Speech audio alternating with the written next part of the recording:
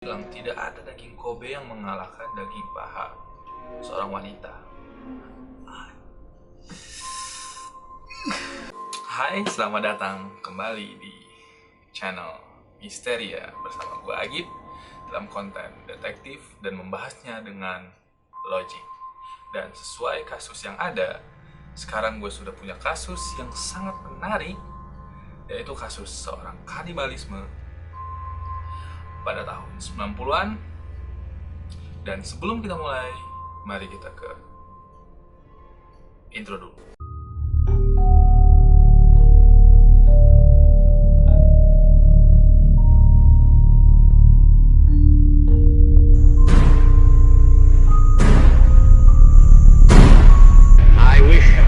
I wish indeed. Nah, jadi pria yang gue akan bahas kali ini bernama Issei Sagawa. Issei Sagawa adalah anak laki-laki yang lahir di Kobe pada tanggal 11 Juni 1949 dan terlahir dari keluarga yang kaya dan sangat berada pada waktu itu. Namun, Issei Sagawa terlahir prematur dengan badan yang kecil, dan pada saat itu orang Asia emang udah badannya emang kecil ya, emang faktor dari lingkungan Asia badannya kecil-kecil. Nah, tapi si Issei Kagawa ini lebih kecil lagi karena dia prematur, dan itulah yang menyebabkan dia dulu sering banget kena penyakit. Penyakitnya itu sudah sembuh, sudah bisa disembuhkan. Jadi bukan penyakit yang langka atau gimana-gimana ya. Keinginan Sagawa untuk menjadi kanibalisme dan ingin memakan manusia itu dimulai dari dia sejak kecil. Jadi dia waktu kecil itu sering bermain dengan pamannya menjadi monster yang ingin memakan manusia. Jadi pamannya menjadi monster raksasa dan si Sagawa ini menjadi anak biasa yang akan dimakan oleh monster tersebut. Dan itu menimbulkan sisi kanibalisme yang ada dalam diri dia bagi si Sagawa kecil. Nah, tetapi fetish dia waktu itu tidak terlalu kuat. Nah, namun sejak dia duduk di bangku SD, fetish dia mulai berkembang. Dia mulai suka melihat manusia, dan fetishnya itu adalah dia suka melihat paha dari seorang manusia. Dan jika dia melihat paha yang bagus, dia akan menyukainya dan ingin memakannya. Dan itu sewaktu dia SD, dia suka kepada teman laki-lakinya dia karena dia mempunyai paha yang bagus. Dan mungkin menurut gua, Sagawa kecil juga kenapa dia menjadi kanibalisme? Karena dia waktu kecil tidak mendapatkan sex education yang baik. Jadi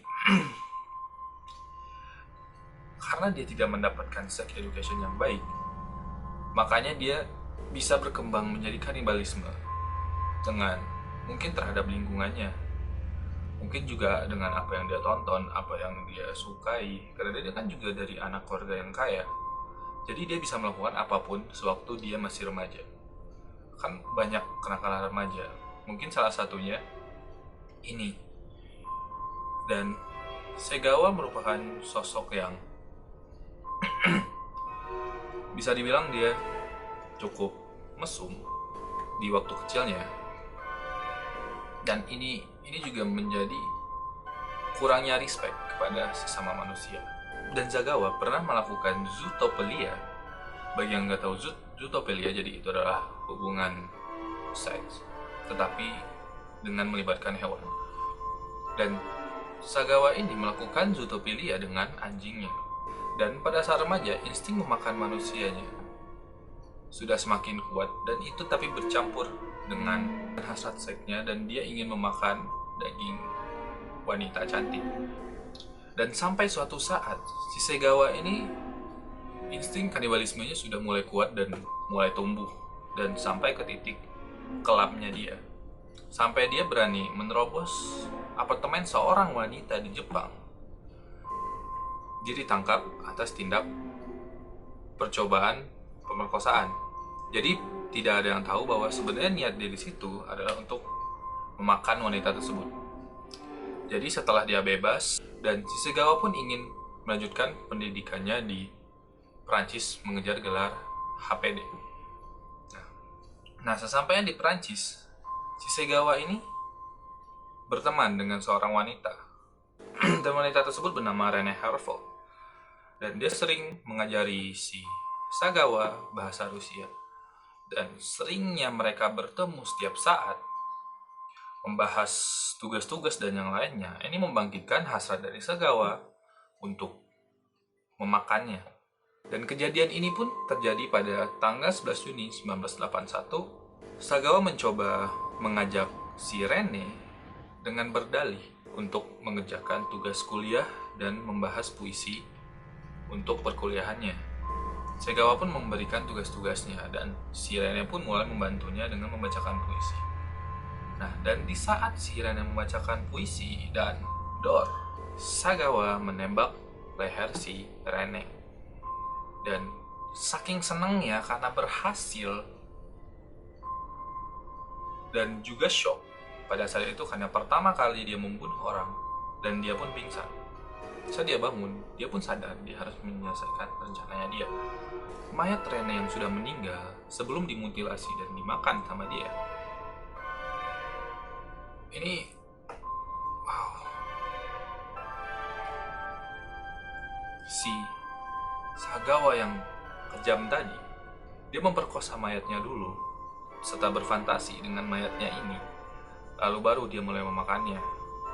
Dan dia mencoba memakannya dengan mentah dan mencoba memutilasinya. Dan jangan kalian bayangin si Sagawa makan semuanya mentah. Ada yang dia masak dan setengahnya lagi dia mentah. Bagian yang paling dia suka itu bagian paha. Karena dia bilang tidak ada daging Kobe yang mengalahkan daging paha seorang wanita.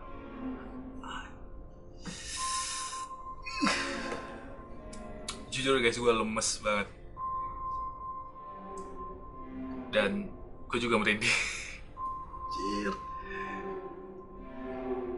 Dan dia bilang ketika dia makan mentah itu rasanya seperti tuna segar yang disashimi. Oh my god, sumpah gue merinding. Dan badan Rene di situ sudah 2 hari dia mencoba menghabiskannya karena ada bagian yang tidak bisa dia makan. Dia memutuskan untuk memasukkan badan Rene tersebut ke dalam koper. Kejam banget, anjir. Lalu dia mencoba membuang sisa badan dari Rene tersebut, tetapi dia meninggalkan bibir dari mayat itu untuk dia melanjutkan fantasi dia di apartemennya. Dan sewaktu dia membawa koper ke danau, dia sadar banyak yang memperhatikan dia, dan salah satu saksi melihat ada tangan keluar dari kopernya dia. Jadi pada saat itu dia akhirnya ditangkap oleh kepolisian Prancis. Dan dia ditahan di Prancis selama 2 tahun tanpa diadili. Dan karena ayah Sagawa yang kaya raya tadi, jadi ayahnya Sagawa menyewa pengacara yang paling top untuk memenangkan kasusnya ini. Jadi dengan segala usaha dari pengacaranya tersebut, Sagawa dinyatakan gila dan tidak dapat diadili. Dan sehabis persidangan itu, si Sagawa dipindahkan ke rumah sakit jiwa. Nah, pada saat di rumah sakit jiwa, dia bertemu dengan seorang penulis dari Jepang yang bernama Inuhiko Yomata. Dan dia mulai menanyakan bagaimana ini bisa terjadi dan semua tentang kehidupan si Sagawa ini. Setelah dia bercerita semua panjang lebar, dan Inuhiko Yomata menulis buku yang berjudul In the Fog. Dan buku ini tentang pengalaman seorang kanibalisme yang diambil dari kehidupan Sagawa. Dan anehnya buku ini laris di Jepang, semuanya habis, semua baca buku ini. Dan akhirnya si Sagawa ini terkenal. Dan si Sagawa terkenal dan pihak Prancis tidak menyukai hal ini. Lalu si Sagawa dideportasi ke Jepang. Dia interview dengan psikolog yang ada di sana. Dan dia dinyatakan dia waras kok, dia bisa mempertanggungjawabkan perbuatan yang dia lakukan dengan proses hukum. tetapi dia emang jahat aja. Si Segawa pun tidak jadi ditahan dan dijebloskan ke penjara karena perbuatan dia yang membunuh Rene. Karena konon katanya pemerintahan Jepang tidak mempunyai dokumen penting untuk menahan Segawa yang berasal dari Perancis. Pada tanggal 12 Agustus 1998, Segawa pun bebas. Ya, dia bebas